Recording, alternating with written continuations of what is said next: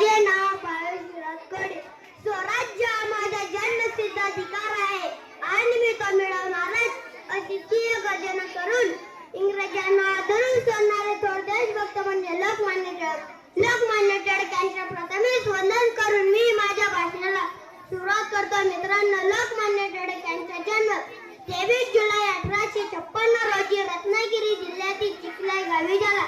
त्यांचे पूर्ण नाव बाळ गंगाधर टिळक असे होते व त्यांचे वडिलांचे नाव गंगाधर रामचंद्र टिळक असे होते व त्यांचे आईचे नाव पार्वतीबाई होते. लोकमान्य टिळक भारतीय स्वातंत्र्य चळवळीचे प्रमुख नेते होते. लोकांमध्ये स्वातंत्र्याविषयी जागृती व्हावी म्हणून त्यांनी केशव मराठा हे वृत्तपत्र सुरू केले.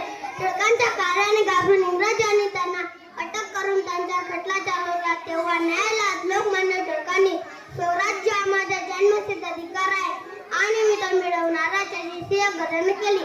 इंग्रजांनी टिळकांना 6 वर्ष कारावासाची शिक्षा ठोठावून त्यांची रवानगी ब्रह्मदेशाच्या मंडाळात तुरुंगात केली. त्याच्या टिळकांनी गीतारेष हा ग्रंथ लिहिला.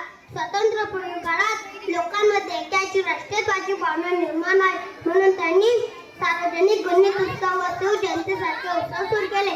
जनतेने प्रेमाने त्यांना लोकमान्य उपाधी दिली.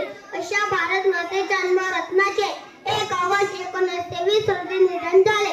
शेवटी मी एवढीच म्हणेल की लोकमान्य टिळक नेतृत्वाने जाल होते. समृद्धी लेखणीची ज्योती मशाल होते.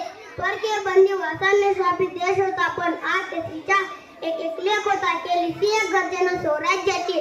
अशा लोकमान्य टिळकांना वंदन, कोटी कोटी वंदन, कोटी कोटी.